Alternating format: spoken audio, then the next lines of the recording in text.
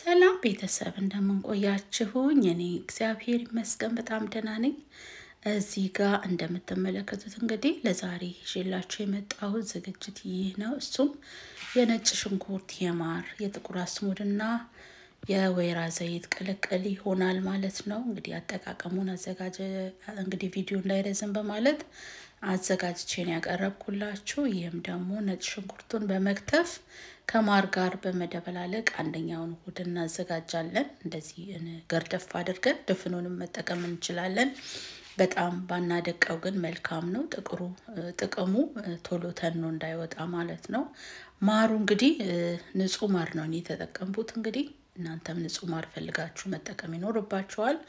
ነጭ ሽንኩርቱ ላይ በንጹህ ካካረግን በኋላ ማሩን እስኪሸፍነው ድረስ መጨመር አለብን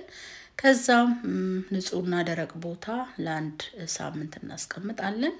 ጥቁር አስሙዱንም ሳንቆላ ከፈጨነው በኋላ ንጹህ ማር እስኪሸፍነው እንጨምርበታለን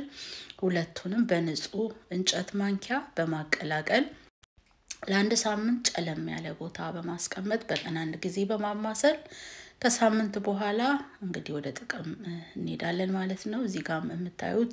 ጥቁር አስሙድ ነጭ ሽንኩርትና ወይራ ዘይት ነው የተቀላቀለው ማለት ነው እንግዲህ እሱንም ደግሞ ለምንፈልገው የምግብ አይነት ጨምረን ምግቡ ላይ አብረን እንጠቀመዋለን ምግቡን ካበሰልን በኋላ ሊወጣ ሲል ነው መጠቀም ያለብን እላችኋለሁ እንግዲህ ቤተሰብ እዚህ ጋር ጥቁር አስሙዱንና ማሩን በሚገባ በእንጨት ማንኪያ በንጹህ ነገር እናማስለዋለን ነጭ ሽንኩርቱንና ማሩንም በተመሳሳይ ማለት ነው ከዛ ለሳምንት እንዳልኳችሁ ካስቀመጥን በኋላ በባዶ ሆዳችን አንድ ሻይ ማንኪያ እንጠቀማለን ጥቁር አስሙዱንና ማሩን ደግሞ አንድ የቡና ማንኪያ ነው መጠቀም ያለብን በሁለት ቀን አንድ ጊዜ ቢሆን መልካም ነው አንዴ ያንን አንዴ ነጭ ሽንኩርቱን አንዴ ጥቁር አስሙዱን ማለት ነው ከጥቅሙ አንፃር ደግሞ ለመገጣጠሚያ ለአጥንት ማለት ነው ለአጥንት ለመሳሳት ለራስ ምታት ለደም ግፊት ለኮሌስትሮል ለስኳር ነው እንግዲህ እዚህ ሀገር ብዙ በእድሜ የገፉ ሰዎች የሚጠቀሙት እኛም ደግሞ ሳናበዛ ከተጠቀምን ሳይድ ኢፌክት የለውም ነገር ግን በተለያየ በሽታ ውስጥ ያላችሁ ሰዎች ካላችሁ ግን አትጠቀሙት ምክንያቱም ሊጎዳችሁ ስለሚችል ሐኪምን ወይ የሚያክሰውን ብታማክሩ እላለሁ ህፃናትም መጠቀም የለባቸውም ከ18 አመት በታች ሆኖ ማለት ነው እንግዲህ ይሄንን እንደዚህ አድርገን በማስቀመጥ ንጹህ ቦታ ላይ በማስቀመጥ ከተጠቀምነው ያው ጥሩ የሆነ ውጤት ይሰጠናል ለብዙ ነገር ለደም ዝውውራችን ነጭ ሽንኩርት እንግዲህ ያው ለጉንፋን ለመተንፈሻ አካል ለሳምባ ለብሮንካይቲስ እንግዲህ ይጠቅማል እናንተም ከዚህ በተጨማሪ ጉግል ላይ ሰርች ማድረግ ትችላላችሁ እኔ እየተጠቀምኩበት ስለሆነ ለማስታወስ ያክል ነው ወደናንተ ይዤ የቀረብኩት እንጂ ይሄ የታወቀ ከቅድማያቶቻችን ከድሮ ጀምሮ ያለ ነው በተለይ ለክረምት ጉንፋን ፍሉ ሲመጣ ማለት ነው እኔ ተጠቀሙበት ጥቁር አስሙድም ሳይበዛ 1 እና 2 ድሮፕ ቡና ውስጥ ሻይ ውስጥ አጥሚት ውስጥ እንደዚህ ስሙዚ ውስጥ በመጨመር ብንጠቀመው ጥሩ ነው እንግዲህ ለፊት ማስክም ያው ጥሩ ነው ጥቁር አስሙድ ዘይት ሬትንና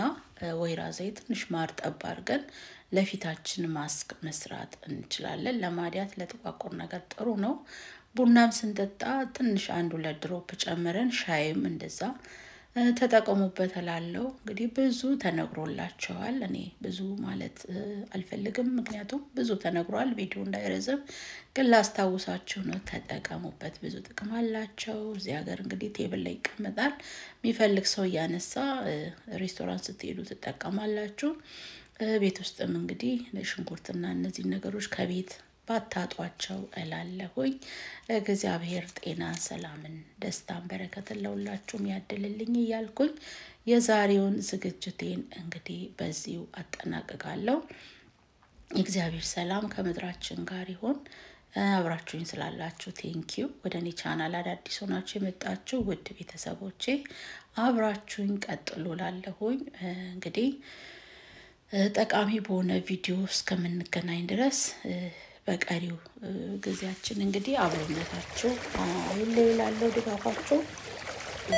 ላይክ በማድረግ